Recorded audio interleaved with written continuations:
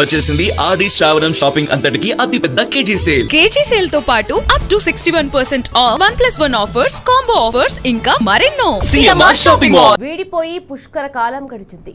Section 8 వీగిపోయింది. ఉమ్మడి హోదా ఊడిపోయింది. ఇక ఎవరి రాష్ట్రం వాళ్ళదే, ఎవరి దారి వాళ్ళదే.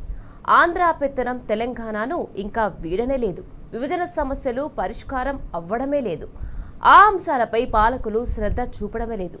శిష్యుడి ఏలుబడిలో ఉన్న తెలంగాణలో గురువు పాలిస్తున్న ఆంధ్రాకు వీసమెత్తు అసౌకర్యం కలగకూడదనేది ఆదర్శం. పర్యావసనంగా అది రాష్ట్ర అత్యవసరాలను సైతం తుంగలో తొక్కేసేంత అనర్థంగా పరిణమించింది.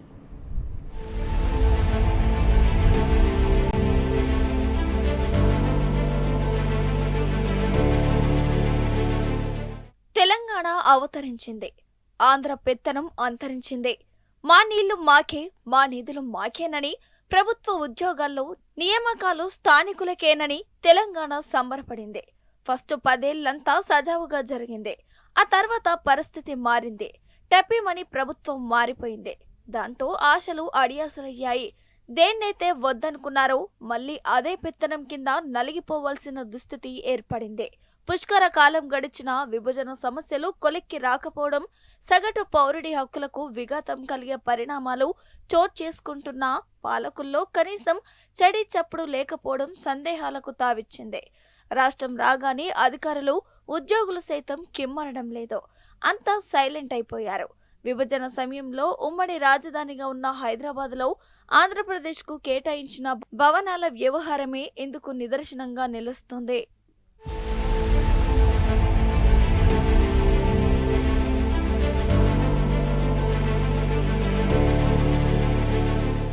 ఆంధ్రప్రదేశ్ పునర్విభజన చట్టం 2014 ప్రకారం విభజన తర్వాత 10 ఏళ్లు మాత్రమే సెక్షన్ 8 అమల్లో ఉండి హైదరాబాద్ ఉమ్మడి రాజధానిగా చెలామణి అవుతుంది.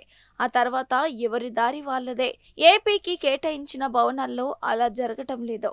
2014 విభజన చట్టం ప్రకారం పాటిగడ్డ, బంజారాహిల్స్, కుందన్బాగ్, ఎర్రమంజిల్, సైఫాబాద్, మలక్పేట్, కలిడెరా, మాదన్నపేట్ తదితర ప్రాంతాల్లో ఉన్న ప్రభుత్వ భవనాలను రాష్ట్ర విభజన సమయంలో ఏపీ ప్రభుత్వం ఆధీనంలోకి వెళ్లాయి. నగరంలో మొత్తం 2565 భవనాల్లో ఆంధ్రప్రదేశ్కు 589 ఇచ్చారు. మిగిలినవి తెలంగాణ వినియోగంలో ఉన్నాయి. ఉమ్మడి రాజధాని హోదా వీగిపోయిన తర్వాత హైదరాబాద్లో ఏపీకి కేటాయించిన భవనాలను ఆంధ్రప్రదేశ్, తెలంగాణకు స్వాధీనం చేయాల్సి ఉండగా ఆ ప్రక్రియ ఇంకా ప్రారంభం కాలేదు. చంద్రబాబు శిష్యుడు రేవంత్ రెడ్డి ఈ అంశంపై దృష్టి సారించడం లేదు. మొత్తం 589 భవనాలు ఏపీ ఆధీనంలో ఉన్నాయి. రోడ్ల భవనాల శాఖ లెక్కల ప్రకారం 221 భవనాల్లో ఇంకా ఏపీ సిబ్బంది నివాసం ఉంటుండగా మిగిలిన 368 ఇళ్లు ఖాళీ చేసినట్లు గణాంకాలు స్పష్టం చేస్తున్నాయి. ఖాళీ చేసిన తర్వాత ఆ బంగాళాలను వేటిని ఏపీ తెలంగాణకు అప్పగించలేదు.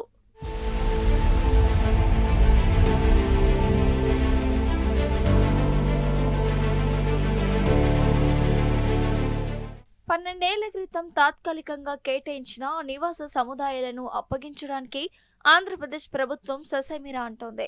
2024 జూన్ 1వ తేదీ తర్వాత ఉమ్మడి గడువు ముగిసి సంఖ్యలు తెగిన తర్వాత ఆ భవనాలన్నింటినీ స్వాధీనం చేసుకోవాల్సింది పోయి ఏలికలు చోద్యం చూస్తూ ఉండటం విమర్శలకు తావిస్తోంది. తెలంగాణలో ప్రభుత్వ అధికారులు నివాసం ఉండటానికి వసతి కరువైంది. గత్యంతరం లేక గెస్ట్ హౌజుల్లో తలదాచుకోవాల్సి వస్తుంది. కొత్త చీఫ్ సెక్రటరీ సంజయ్ జాజు ఉదంతమే ఇందుకు సజీవ సాక్ష్యంగా నిలుస్తోంది. ఢిల్లీ నుంచి హైదరాబాద్ వచ్చిన తర్వాత ఉండడానికి ఇల్లు లేకుండా పోయింది. కుందన్బాగ్లో సీఎస్ల కోసం ప్రత్యేకంగా కేటాయించిన నివాసంలో ఒక మంత్రి పాగావేగా ఇతర చోట్ల ఉన్న భవనాల్లో అధిక శాతం ఆంధ్రప్రదేశ్ కబ్జాలో ఉండటమే ఇందుకు ప్రధాన కారణం. గురువు చంద్రబాబు పాలనలో ఉన్న ఏపీకి చిన్న కష్టం కలగొద్దన్న చందంగా శిష్యుడు రేవంత్ రెడ్డి వ్యవహరిస్తున్నాడనే అపవాద ఉండనే ఉంది. తెలంగాణ జనం ప్రయోజనాలను ఫనంగా పెట్టి ఆంధ్రప్రదేశ్కు వత్తాసు పలుకుతున్నారని జగమెరిగిన సత్యం.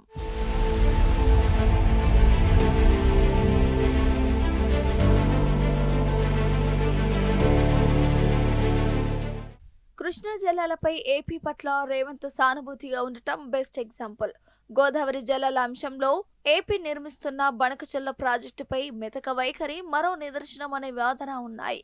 ఉమ్మడి రాజధాని రద్దయిన తర్వాత హైదరాబాద్లో ఆంధ్రప్రదేశ్కు కేటాయించిన ఇళ్లను స్వాధీనం చేసుకోవడంలో పాలకులు ఉదాసీనంగా వ్యవహరించడం మరో ఉదాహరణ. ఏపీకి కేటాయించిన 589 భవనాల్లో 368 ఖాళీగా ఉన్నాయని, మెయింటెనెన్స్ లేకపోవడంతో అవి డ్యామేజ్ అవుతున్నాయనే ఆందోళనలు సచివాలయం కేంద్రంగా వ్యక్తమవుతున్నాయి. రాష్ట్రం ఏర్పడి పుష్కర కాలం దాటినా ఇంకా ఆంధ్ర పెత్తనం ఏదో ఒక రూపంలో కొనసాగుతూనే ఉందనే అభిప్రాయాలు ఉన్నాయి. పునర్విభజన చట్టంలో అనేక సంస్థల విభజన ఎక్కడ వేసిన గొంగలి అక్కడనే ఉందన్న చందంగా మారింది.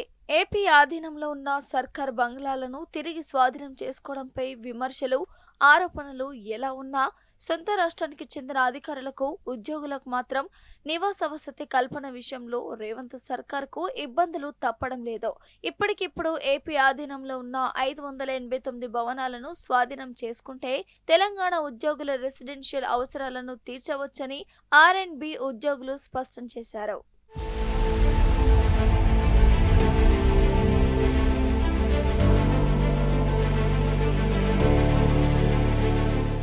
రాష్ట్రంలో ఇప్పటికీ ఆంధ్రప్రదేశ్ ఆధీనంలో భవనాలు ఉన్నాయి. బంజారాహిల్స్ లో మొత్తం 64 భవనాలు ఉండగా 33 భవనాల్లో ఏపీ అధికారులు తిష్టవేశారు.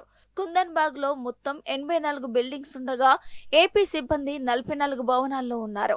పంజాగుట్టలో మొత్తం 19 ఫ్లాట్స్ ఉన్నాయి. ఇప్పటికీ 9 ఫ్లాట్లలో ఏపీ అధికారులు రాజసం ఒలకబోస్తున్నారు. ఎర్రమంజిల్లో 434 భవనాలు ఉండగా 67 భవనాల్లో ఏపీ అధికారులు ఉన్నారు. పాటిగడ్డలో 504 భవనాలు ఉండగా 9 బిల్డింగ్లలో ఏపీ అధికారులు ఉన్నారు.